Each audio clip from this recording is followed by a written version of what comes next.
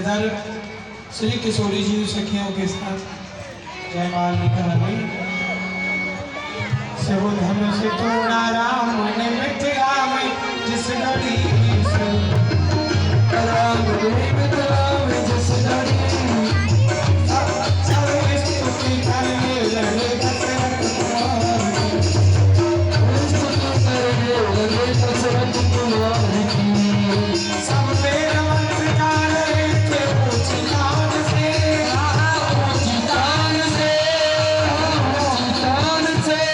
फूलों की वर्षा हो रही थी आसमान से धनुष तोड़ा राम जिस घड़ी धनुष तोड़ा राम जिस घड़ी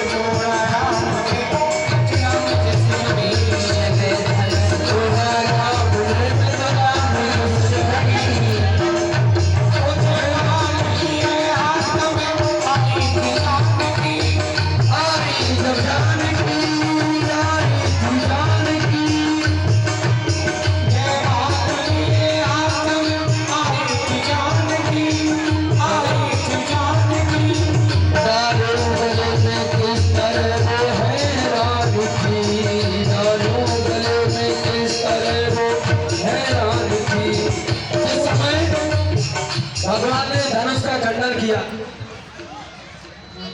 उस समय भगवान धनुष का खंडन करके और ऊंचे सिंहासन पर विराजमान हो गए। जब ऊंचे सिंहासन पर विराजमान हो गए तो जो विद्वान थे उन्होंने वेदों के मंत्रों की ध्वनि लगा रखी थी और आकाश से देवता पुष्प वर्षा कर रहे थे। उसी बीच जानकी जी अपने हाथों में वरमाला को लेकर के स्वयंवर के मध्य में आ गई। अब माता जानकी स्वयंवर के मध्य में वरमाला को लेकर तो आ गई, लेकिन ये वरमाला किस तरह से डाले, क्योंकि भगवान से माता जानकी छोटी है और भगवान एक तो वैसे ही बड़े हैं, ऊपर से ऊंचे सिंहासन पर खड़े हुए हैं। माता जानकी सिंहासन पर नहीं चढ़ सकती क्योंकि अभी अर्धांगिनी स्वीकार नहीं है, और जब तक अर्धांगिनी स्वीकार नहीं है तब तक सिंहासन पर चढ़ने का कोई हक नहीं है। अब देखते हैं ये वरमाला भगवान के गले तक कैसे पहुंचती है।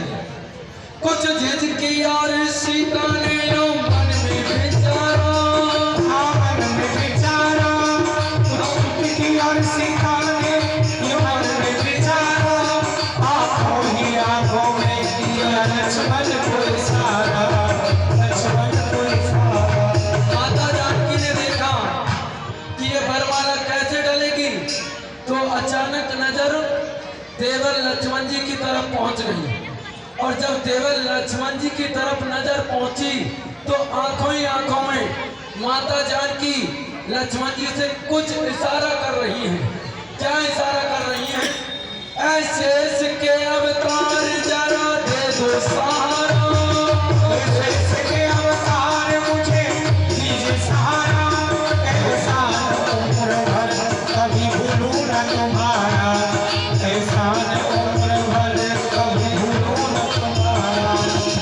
माता जानकी लक्ष्मण जी से कह रही है कि हे देवर लक्ष्मण, तुम मेरे धर्म के देवर हो और मैंने सुना है कि तुम शेषा अवतार हो।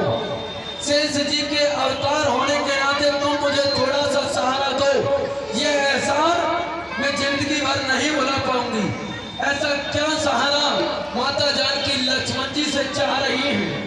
ऐ लखन जरा देर को पृथ्वी को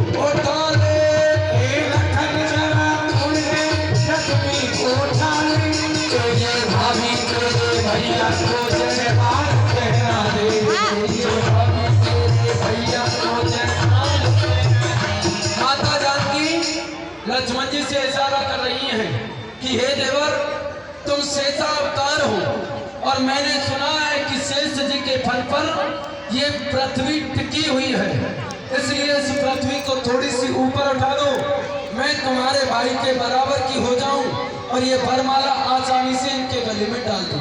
अब यहाँ लक्ष्मण जी सोच रहे हैं कि ए बच्चों, बैठो सब, जाइए बैठिए।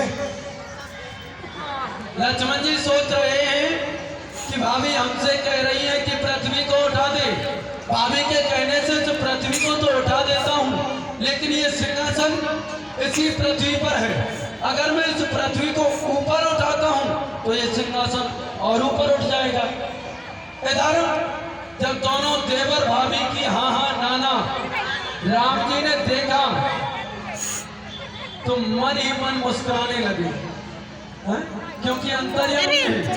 इधर लक्ष्मण जी भगवान से प्रार्थना कर रहे हैं कि भैया बहुत देर हो गई, भाभी थक गई होंगी, अब तो नीचे उतर के वरमाला ग्रहण कर लो।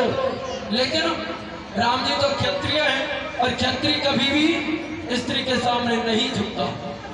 तो क्या हुआ, इतनी सुनी तो लक्ष्मण फौरन खड़े हुए, समझ के लक्ष्मण फौरन खड़े हुए, श्री राम जी के चरणों में जाकर गिर गए, श्री राम जी के चरणों में जाकर गिर पड़े।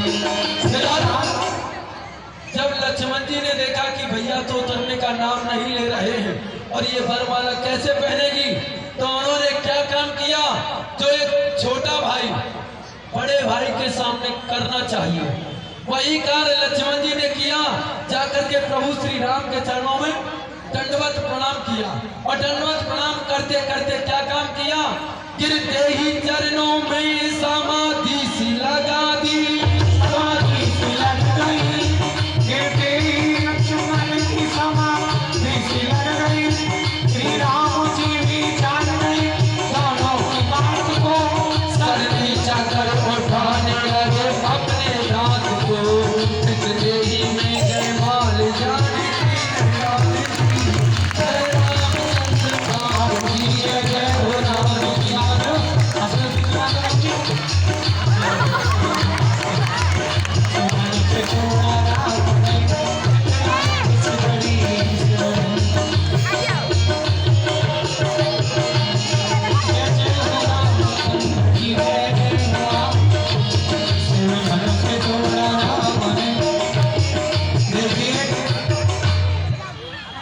सम्मति ध्यान देके सुने। सबसे पहले अधिकार तुम लोगों का है कन्यादान। हमारे राजेंद्र भैया, आशीष पटेल साहब, बबलू मिश्रा जी एवं संदीप भैया ठाकुर साहब और जो भी जितने भी समिति के सदस्य हैं, सबसे आग्रह है कि आकर के जानकी जी का कन्यादान करेंगे।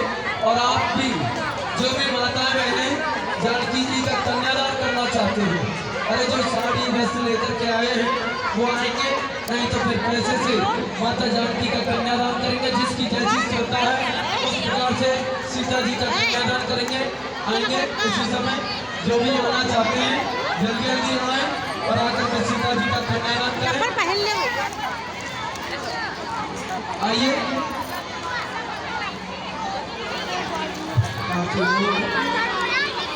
कृष्णा आरती आओ।